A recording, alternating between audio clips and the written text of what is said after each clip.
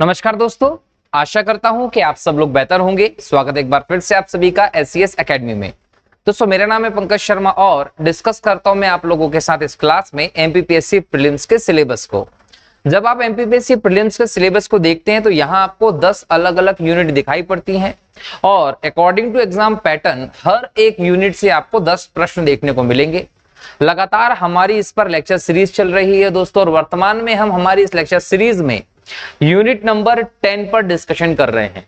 Unit number 10 Madhya Pradesh की जनजातीय व्यवस्था पर आधारित यूनिट है दोस्तों। यहां से भी आपको 10 क्वेश्चन दिखाई पड़ेंगे जो टोटल 20 मार्क्स के होंगे, और हमारी पूरी कोशिश है कि यहां से आने वाले 20 क्वेश्चन जो रहेंगे वो आपके बिल्कुल भी ना छूटे। इसलिए हम इस टॉपिक से रिलेटेड समस्त चीजों को डिटेल में डिस्कशन कर रहे हैं।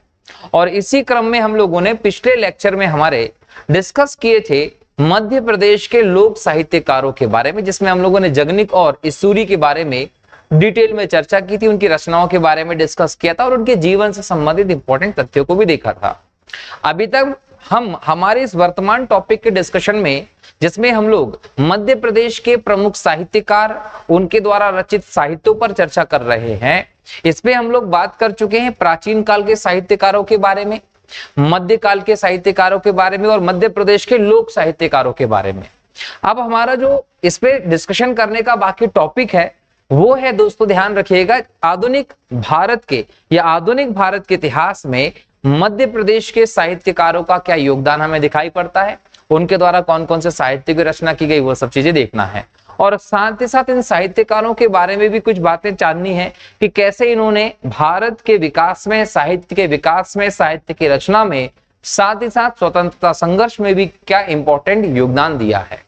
उन साहित्यकारों के बारे में भी देखेंगे जिन्होंने भारत छोड़ो आंदोलन हो, असहयोग आंदोलन हो, ऐसे आंदोलनों में अपने साहित्यिक रचनाओं के माध्यम से राष्ट्रवाद के विकास में योगदान दिया। कई साहित्यकार अपने राष्ट्रवादी आंदोलन में योगदान के कारण जेल भी गए। तो समस्त चीजों को चर्चा करेंगे। बस आप लोग लगातार इस लेक्चर सीरीज से बने रहिए।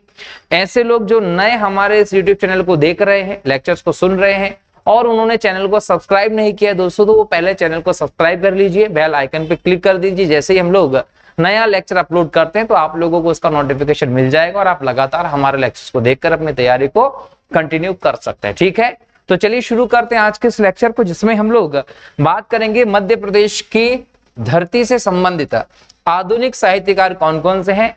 पहले हम उन साहित्यकारों के नामों को देख लेते, फिर उनके डिस्कशन को शुरू करेंगे।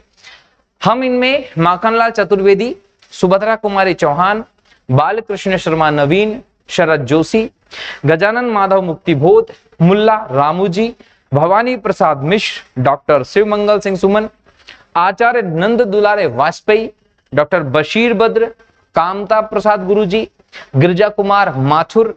इसके अलावा दोस्तों चंद्रकांत देवताले, नरेश मेहता, बाल कवि बैरागी, प्रभुदयाल श्रीवास्तव, हरिकृष्ण देवश्रे, श्री कृष्ण सरल और अटल बिहारी वाजपेयी साहब, अनिल माधव दवे, द्वारका प्रसाद मिश्र जी, माधवराव सप्रे जी, अमृतलाल बेगड़े, श्री केशव प्रसाद, विद्यार्थी डॉक्टर रघुवर सिंह। लगभग 25 ऐसे साहित्यकारों के नाम मैंने यहाँ निकाले हैं जहां से मुझे लगता है कि एग्जाम में बहुत क्वेश्चन आने की संभावना है, और हम हमारे इस लेक्चर में इन सभी पर चर्चा करने वाले हैं दोस्तों। सबसे पहले हम यहाँ डिस्कस करते हैं माखनलाल चतुर्वेदी जी को लेकर। माखनलाल चतुर्वेदी जी मध्य प्रदेश की जन्मभूमि से जन्मे ऐसे साहित्यकार रहे हैं जिन्होंने भारत के साहित्य के भंडार को और ज्यादा प्रगाढ़ किया है, मजबूत किया है, उसको और ज्यादा कहीं ना कहीं हम बोल सकते हैं कि फेमस एक प्रसिद्धि दिलाई है। माखनलाल चतुर्वेदी जी की जब हम बात करें दोस्तों, ध्यान रखिएगा कि माखनलाल चतुर्वेदी जी, सबसे पहले तो इनके जन्म की स्थिति आपसे पूछी जाती है तो 4 अप्रैल लगभग 1889 के आसपास हम देखें तो बाबई गांव होशंगाबाद में है। वर्तमान में होशंगाबाद हम नर्मदापुरम देखते हैं तो नर्मदापुरम में है, और पहले हम इसे बाबई गांव कहते थे। याद रखिएगा, पहले इसका नाम बाबई गांव रहा, लेकिन चूंकि माखनलाल चतुर्वेदी जी का योगदान इतना महत्वपूर्ण रहा कि उनके गांव का, पैतृक गांव का नाम ही बदलकर दोस्तों माखनलाल नगर कर दिया गया है।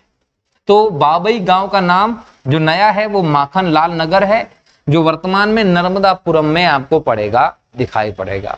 यहाँ 4 अप्रैल 1889 को माखनलाल चतुर्वेदी जी का जन्म हुआ और इनकी साहित्यिक रचनाओं के चलते इन्हें जो उपाधि दी गई वो कहा जाता है एक भारतीय आत्मा।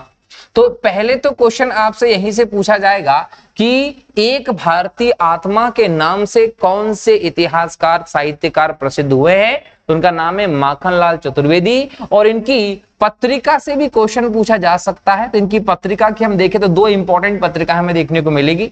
सबसे ज्यादा प्रसिद्धि मिलती है कर्मवीर पत्रिका से और इसके अलावा हमें प्रभा पत्रिका भी दिखाई पड़ती है।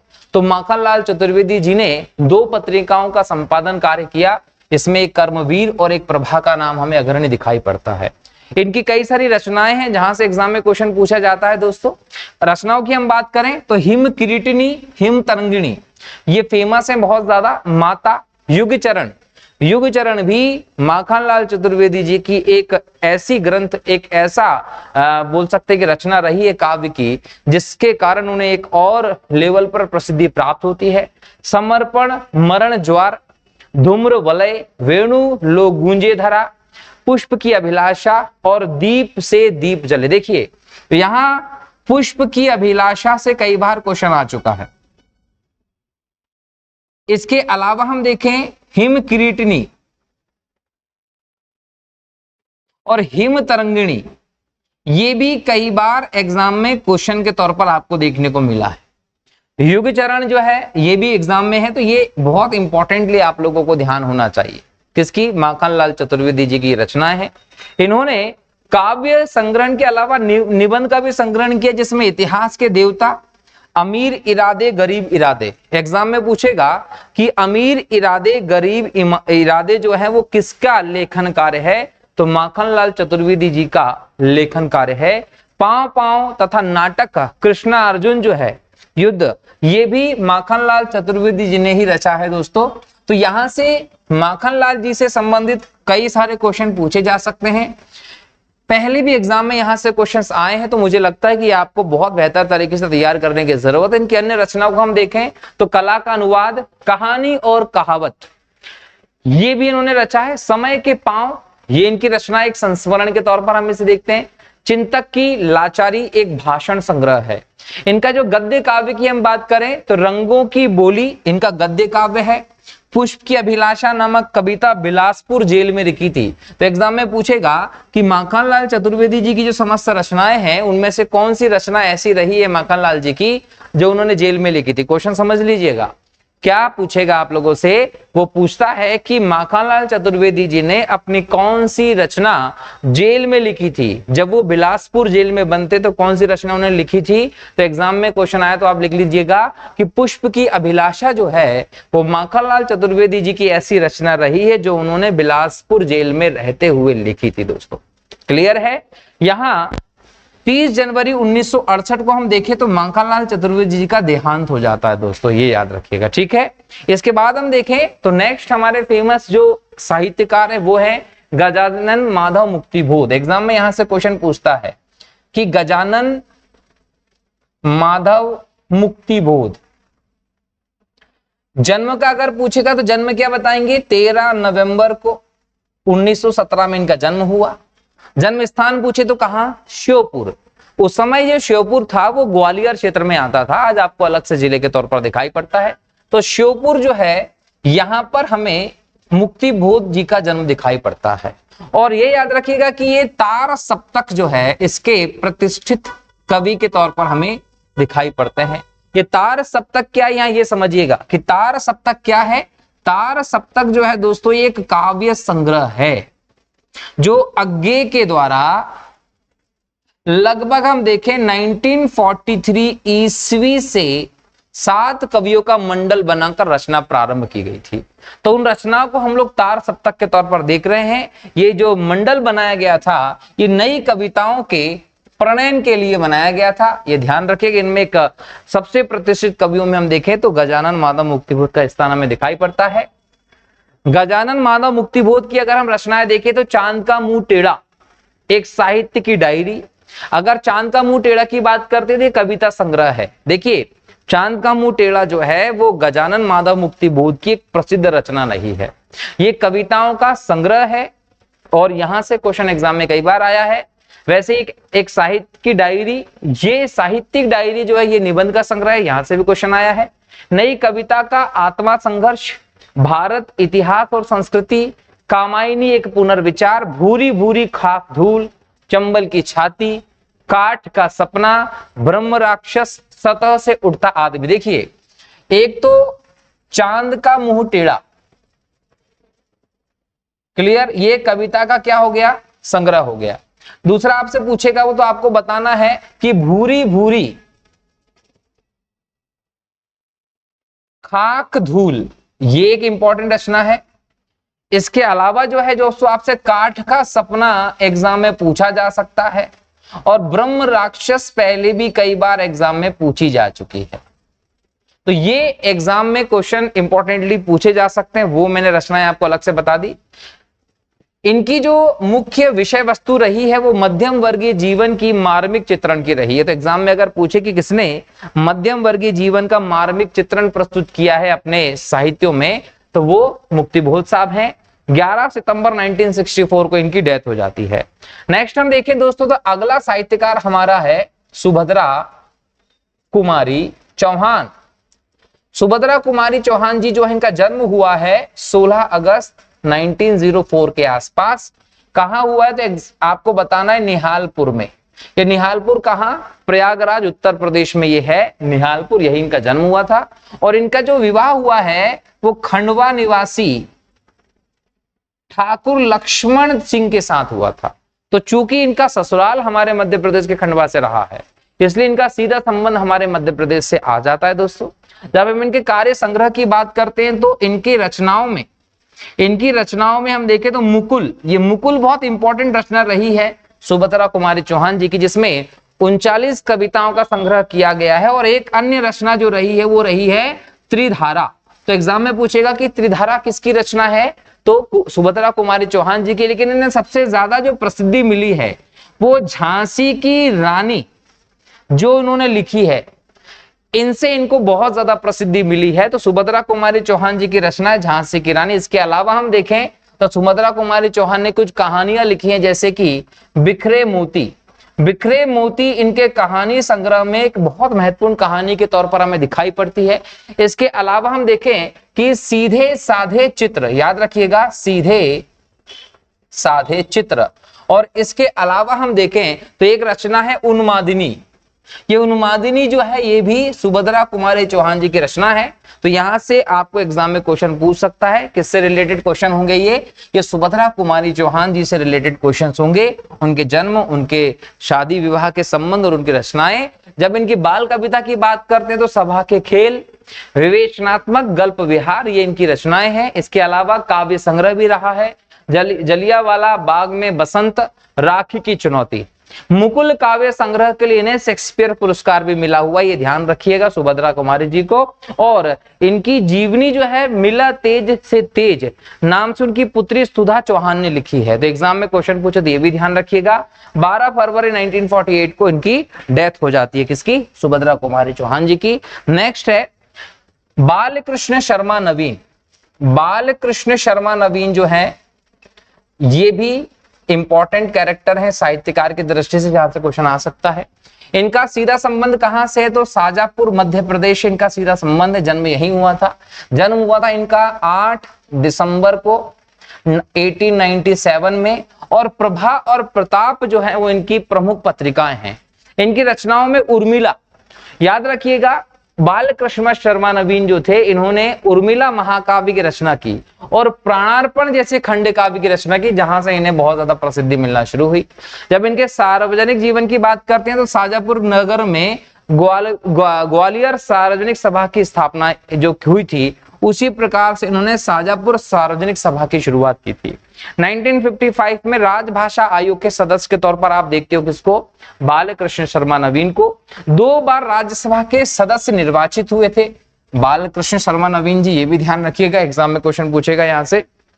इसके बाद इनको पद्म भूषण पुरस्कार जो है वो 26 अप्रैल 1960 को मिलता है और इनकी मृत्यु 29 अप्रैल 1960 को हो जाती है। कविता संग्रह देखें तो कुमकुम, रश्मि रेखा, अपलक, क्वासी, विनोबा स्तवन, जन्म के विप्लव गायन और अनल गायन जो है वो इनके प्रमुख रचनाएं हैं। इसके बाद देखें दोस्तों तो पंडित हरिशंकर परसाई, पंडित हरिशंकर परसाई जो है इनकी रचनाएं, और इनसे भी एग्जाम में कई बार प्रश्न आए, खासकर जब आप मध्य प्रदेश की व्यापम की जो परीक्षाएं होती हैं जैसे एमपीएसआई आदि देते हो तो वहां पर यहाँ से क्वेश्चन पूछते हैं, क्योंकि इस बार आपके सिलेबस में सीधे पीएससी में भी जोड़ दिया गया तो यहाँ से भी क्वेश्चन पूछा जाना चाहिए। हरिशंकर परसाई जो है इनका जन्म हुआ है 22 अगस्त को 1924 को, 22 अगस्त 1924 को जन्म हुआ। कहां जन्म हुआ है तो जमानी ग्राम, ये कहां है तो ये नर्मदापुरम में है दोस्तों, होशंगाबाद जिसे हम पहले कहते थे। क्लियर है। और इनकी जो पत्रिका रही है एक तो प्रहरी रही है और एक रही है वसुधा। ये वसुधा जो है ना ये मासिक पत्रिका रही है जिसका प्रकाशन जो है संपादन का काम पंडित हरिशंकर परसाई करते थे। और इनकी प्रसिद्धि जो है इनके उपन्यास से मिलती है, जिसको आपने देखा होगा कि रानी नागफनी की कहानी। अब ये रानी नागफनी की जो कहानी है इनका प्रसिद्ध उपन्यास है। तट की खोज इनका उपन्यास है, और इसके अलावा ज्वाला और जल भी इनका उपन्यास है। तीन इनकी प्रमुख कृतियां रही हैं प्रारंभिक। जब हम इनके निबंध संग्रह की बात करते तो तब की बात और थी। भूत के पांव पीछे, एग्जाम में पूछेगा कि भूत के पांव पीछे किसकी रचना है तो वो हरिशंकर परसाई की है। बेईमानी की परत हो, पगडंडियों का जमाना, सदाचार का ताबीज, शिकायत मुझसे भी है और काक भगोड़ा, ये इनकी अन्य रचना है। देखिए अब यहां से क्वेश्चन पूछता है, वो यहां से एग्जाम में क्वेश्चन पूछता है। और पहले मैं आपको बताता हूं कि कहां से ज्यादातर क्वेश्चन आए हैं। तो भूत के पांव पीछे ये पहले परीक्षा में पूछा जा चुका है कि भूत के पांव पीछे किसकी रचना है, एग्जाम में आया है। काक भगोड़ा ये भी एग्जाम में कई बार पूछी जा चुकी है। ये दो ऐसी रचनाएं हैं हरिशंकर परसाई जी की जिससे बार बार परीक्षाओं में क्वेश्चन दोस्तों आते हैं, और ये आपको जरूर याद होनी चाहिए। अन्य रचनाओं की बात करें तो हंसते हैं रोते हैं, जैसे उनके दिन फिरे, और भोला राम का जीवन। देखिए हंसते हैं रोते हैं हरिशंकर परसाई की एक प्रमुख रचना है। तो यहां पर आपसे पूछेगा वो काक भगोड़ा किसकी रचना है, भूत के पांव पीछे किसकी रचना है, और हंसते हैं रोते हैं ये किसकी रचनाएं हैं। तो ये तीनों रचनाएं हरिशंकर परसाई जी की हैं। सीधे सीधे इनसे क्वेश्चन पूछेगा, आपको नाम याद होना चाहिए। नेक्स्ट हम देखें व्यंग इनके रहे हैं तो वैष्णव की फिसलन, तिरछी रेखाएं, ठिठरता हुआ गणतंत्र। ठिठरता हुआ गणतंत्र भी पहले एग्जाम में पूछा जा चुका है, ये याद रख लीजिएगा, हरिशंकर परसाई की रचना है। विकलांग श्रद्धा का दौर, टॉर्च बेचने वाला और प्रेमचंद्र के फटे जूते, ये सिर्फ एग्जाम में क्वेश्चन पूछता है। विषय वस्तु इनकी क्या रही है तो सामाजिक विसंगतियों को लेकर इन्होंने अपनी रचनाएं की हैं। जितनी भी इनकी रचनाएं उनमें समाज की व्यवस्थाओं को लेकर, उसकी विसंगतियों को लेकर स्थान दिया गया है। साहित्य अकादमी पुरस्कार 1982 में इनके व्यंग संग्रह विकलांग श्रद्धा का दौर के लिए इन्हें दिया गया था, और 10 अगस्त 1995 को हरिशंकर परसाई की मृत्यु हो जाती है। नेक्स्ट है दोस्तों शरद जोशी। शरद जोशी जी जो हैं इनका जन्म होता है लगभग 21 मई 1931, और इनका संबंध है दोस्तों उज्जैन महाकाल की नगरी से। इन्हें देखें दोस्तों तो 1991 में इनकी मृत्यु हो जाती है, और मृत्यु से पहले इन्हें 1990 में हम इनके योगदान को लेकर पद्मश्री पुरस्कार देखते हैं। तो क्वेश्चन पूछेगा कि शरद जोशी जी को पद्मश्री कब मिला 1990 में, यह ध्यान रखिएगा। इसके अलावा फिर किसी बहाने, जीप पर सवार इल्लियां, परिक्रमा, रहा किनारे बेट, दूसरी सतह, हम भ्रष्टन के भ्रष्ट, हमारे पिछले दिनों, यथासंभव, ये सभी इन्होंने लिखा है। अंधी का हाथी और एक था गधा, ये इनके प्रमुख नाटक है। देखिए यहां से पूछेगा आपसे कि अंधी का हाथी, दूसरा आपसे पूछेगा वो एक था गधा, और तीसरा आपसे पूछेगा कि रहा किनारे बैठ।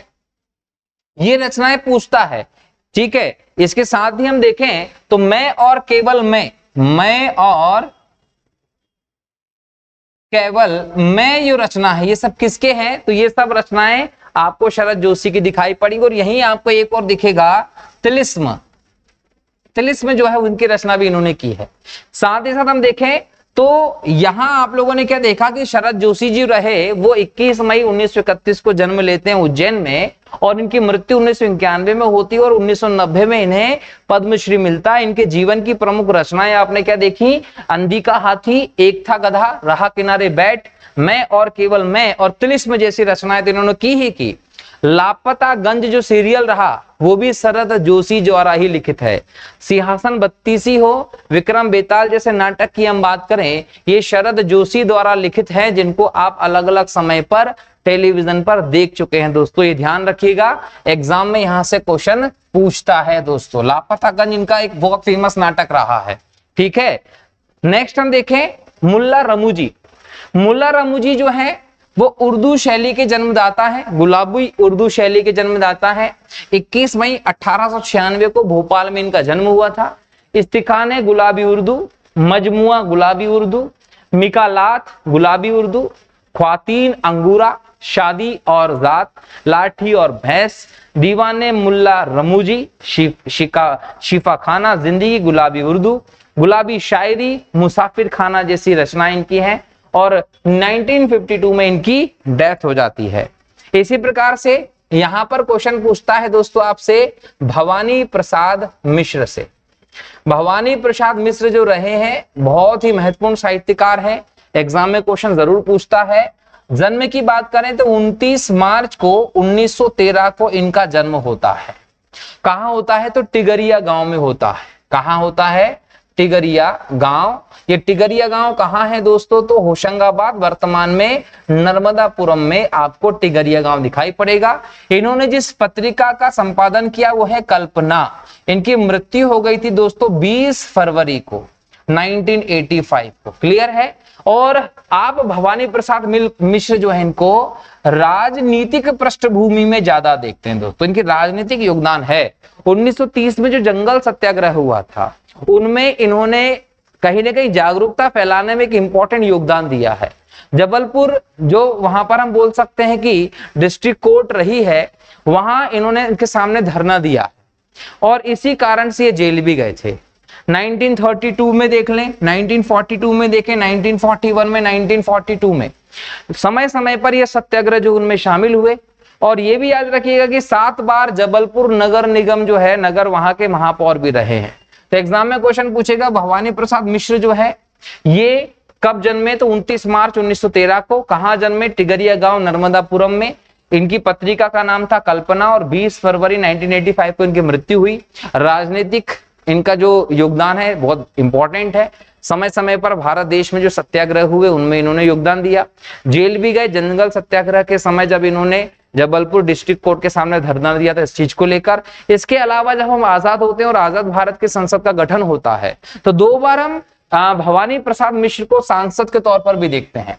एक तो 1964 में, दूसरा 1970 में। 2 बार सांसद के तौर पर भी इन्होंने अपना काम किया है। जब हम पुरस्कारों की बात करते हैं तो 1972 में बुनी हुई रस्सी के लिए इन्हें साहित्य अकादमी पुरस्कार मिलता है। 1983 में मध्य प्रदेश सरकार इनको शिखर सम्मान देती है और सागर विश्वविद्यालय से डीलिट की मानक उपाधि भी इनको मिलती है। इसके अलावा हम मिश्र जी की बात कहें तो गीत फरोश, चकित है दुख, अंधेरी कविताएं, गांधी पंचशप्तवी, बुनी हुई रस्सी, दूसरा शतक, 5 एवं पंख कमल के फूल, पहेली, खुशबू के शिलालेख, तूस की आग और सन्नाटा, नीली रेखा तथा इदम मम जैसी रचनाएं इन्होंने की हैं। इसके बाद हम देखें तो डॉक्टर शिव मंगल सिंह सुमन। डॉक्टर शिव मंगल सिंह सुमन ये भी मध्य प्रदेश की धरती से संबंधित एक महत्वपूर्ण साहित्यकार रहे जिनकी कई सारी रचनाएं हैं। इनका जन्म होता है दोस्तों झगरपुर में। झगरपुर कहां है? उन्नाव यूपी में है। लेकिन इनका जो अधिकतर समय है वो मध्य प्रदेश की धरती पर हमें दिखाई पड़ता है। इनकी मृत्यु जो है वो 27 नवंबर 2002 को होती है, लेकिन जन्म होता है 5 अगस्त 1915। ये याद रखिएगा। हिंदी विभाग के प्राध्यापक के तौर पर 1942 में इन्होंने काम किया विक्टोरिया कॉलेज ग्वालियर में, ग्वालियर से संबंधित रहे। काव्य संग्रह में हिल्लोल, जीवन के गान, प्रलय सृजन, विश्वास बढ़ता ही गया पर आंखें नहीं भरी, विंध्य हिमालय, मिट्टी की बारात, वाणी की व्यथा, कटे अंगूठे की बंधन वारें, ये इनकी प्रमुख रचनाएं हैं जहां से इनको प्रसिद्धि मिलती है। देव पुरस्कार इन्हें विश्वास ही बढ़ता गया के लिए मध्य प्रदेश शासन ने 1958 में दिया था और साहित्य अकादमी पुरस्कार मिट्टी की बारात के लिए 1974 में मिलता है। तो याद रखिएगा कि एग्जाम में पूछेगा कि शिव मंगल सिंह सुमन की सबसे प्रसिद्धि दिलाने वाली रचना कौन सी मानी जाती है, तो मिट्टी की बारात शिव मंगल सिंह सुमन जी की रचना है, जिसके लिए उन्हें साहित्य अकादमी पुरस्कार सम्मानित किया गया था 1974 में। बराबर है दोस्तों। चलिए आगे बढ़ते हैं। नेक्स्ट है आचार्य नंद दुलारे वाजपेयी। आचार्य नंद दुलारे वाजपेयी जो है वो 4 सितंबर 1906 को मगैरा गांव जो है उन्नाव उत्तर प्रदेश में जन्मे। कर्मस्थली जो रही इनकी उज्जैन में रही और मृत्यु भी इनकी उज्जैन में हुई थी। इनकी पहली रचना जो रही वो जयशंकर प्रसाद रही है। 20वीं शताब्दी आधुनिक साहित्य, राष्ट्रभाषा की कुछ समस्याएं, राष्ट्रीय साहित्य व अन्य निबंध, हिंदी साहित्य का आधुनिक युग, आधुनिक साहित्य सृजन और समीक्षा जैसी रचना इन्होंने की हैं। नेक्स्ट है दोस्तों डॉक्टर बशीर बद्र। 15 फरवरी 1945 को अयोध्या उत्तर प्रदेश में इनका जन्म होता है। सैयद मोहम्मद बशीर इनका पूरा नाम रहा, लेकिन ये बशीर बद्र के नाम से फेमस हुए थे। प्रसिद्धि इनको कविता संग्रह जिसका नाम था आस, ये आस बशीर बद्र जी की कविता संग्रह जिसे इनको मिली है। 1994 में साहित्य अकादमी पुरस्कार मिला और 1999 में पद्मश्री इनको मिला था। आस, इसके अलावा हिंदी तुम्हारे लिए, उजाले अपनी यादों के कौच, उजालों की परीक्षा, रोशनी के घरोंदे, ओस की बूंदे इनकी प्रमुख रचना रही है। नेक्स्ट है दोस्तों कामता प्रसाद गुरु। कामता प्रसाद गुरु जो है इन्होंने कई सारे काव्य की रचना की है, लेकिन हम इन्हें एक व्याकरणिक के तौर पर देखते हैं। हिंदी व्याकरण के क्षेत्र में जो कामता प्रसाद गुरु जी का योगदान रहा है वो एक बोल सकते हैं कि ऐसा योगदान है जिसको आप बिल्कुल भी भूल नहीं सकते, जिस योगदान के कारण हमारी भाषा जो है वो विकसित होती चली गई है। तो इनकी प्रसिद्धि का अगर कारण रहा है तो प्रसिद्धि इनको जो मिली है दोस्तों वो मिली है किससे, तो याद रखिएगा हिंदी व्याकरण से मिली। हिंदी व्याकरण से इनको प्रसिद्धि मिली हुई है। 16 नवंबर 1947 को जबलपुर में इनका मृत्यु हुई थी, लेकिन 1875 में सागर में जन्म हुआ था। जन्म कब हुआ था? सागर में। और 1947 में जबलपुर जो है यहां पर इनकी मृत्यु हुई थी। किसकी मृत्यु हुई थी दोस्तों? कामता प्रसाद गुरु जी की। इनकी रचनाओं की बात करें तो इसमें फेमस है दोस्तों भौमासुर वध, इसके अलावा हिंदुस्तानी शिष्टाचार। हिंदुस्तानी शिष्टाचार इनकी प्रमुख रचना है। यहां पर पार्वती और यशोदा, पार्वती और यशोदा इनकी प्रमुख एक उपन्यास है। पद्म पुष्पांजलि हो, विनय पचासा इनकी प्रमुख रचना है और सत्य प्रेम भी इनकी रचना है। तो एग्जाम में क्वेश्चन पूछेगा कामता प्रसाद गुरुजी को लेकर, तो याद रखिएगा कि कामता प्रसाद गुरुजी का जन्म जो है वो 1875 में मध्य प्रदेश के सागर क्षेत्र में हुआ था और इनकी मृत्यु जो है वो 1947 में जबलपुर में हुई थी। कामता प्रसाद गुरुजी ने कई सारी रचनाएं तो की ही सही, लेकिन इन्हें सबसे ज्यादा प्रसिद्धि जो मिली है वो इनकी व्याकरणिक रचना के कारण मिली है। व्याकरण में इन्होंने जो काम किया उसको लेकर प्रसिद्धि मिली और हमारी भाषा को और ज्यादा समृद्ध करने में कामता प्रसाद गुरु का एक इंपॉर्टेंट योगदान है। इनकी प्रमुख रचनाओं में देखें तो भौमासुर वध हो, हिंदुस्तानी शिष्टाचार हो, पार्वती और यशोदा, सत्य प्रेम जैसी रचनाएं हमें देखने को मिलती हैं। क्लियर है? तो व्याकरण की दृष्टि से कामता प्रसाद गुरु जी का योगदान आपको ध्यान रखना है। नेक्स्ट है कवि प्रदीप। 6 फरवरी 1915 बड़नगर उज्जैन में इनका जन्म होता है। रामचंद्र नारायण द्विवेदी इनका मूल नाम रहा और 11 दिसंबर 1998 को इनका निधन हुआ है। इनकी रचनाओं में दूर हटो ए दुनिया वालों, हिंदुस्तान हमारा है, ये इनकी रचना है। ए मेरे वतन के लोगों जरा आंख में भर लो पानी। देखिए कि कवि प्रदीप से क्वेश्चन एग्जाम में जरूर पूछा है। आप जन्म की तारीख जरूर याद रखिएगा कि 6 फरवरी 1915 कौन सी जगह है? बड़नगर उज्जैन। यहां जन्म होता है कवि प्रदीप का और मृत्यु होती है 11 दिसंबर 1998। नाम जरूर कवि प्रदीप, लेकिन मूल नाम रामचंद्र नारायण द्विवेदी है। ये इनका मूल नाम है। क्लियर है? दूर हटो ए दुनिया वालों, हिंदुस्तान हमारा है, ये इनका गीत है। और ए मेरे वतन के लोगों जरा आंख में भर लो पानी, ये जो गाना रहा, ये जो लाइन रही जिसको लता जी ने गाकर अमर कर दिया, ये लाइनें लिखने का श्रेय कवि प्रदीप को है। मतलब कवि प्रदीप ने इन लाइनों को लिखा था, लेकिन गाकर इन रचनाओं को अमर करने का काम लता जी ने किया दोस्तों। यह याद रखिएगा कि मदद करो संतोषी माता, चल चल रे नौजवान आदि, ये सारे के सारे गीत जो है वो कवि प्रदीप के रहे हैं। एग्जाम में क्वेश्चन पूछेगा, ध्यान रखिएगा, ठीक है। तो ये मध्य प्रदेश के आधुनिक साहित्यकारों की कुछ चीजें हम लोगों ने देखी है। कुछ और इतिहासकारों पर, साहित्यकारों पर डिस्कशन करना है मध्य प्रदेश की पृष्ठभूमि से जो संबंधित है। अगले लेक्चर में उनको देखेंगे। आज के लेक्चर में इतना ही दोस्तों, मिलता हूं अगले लेक्चर में फिर से। तब तक के लिए बहुत बहुत शुक्रिया दोस्तों।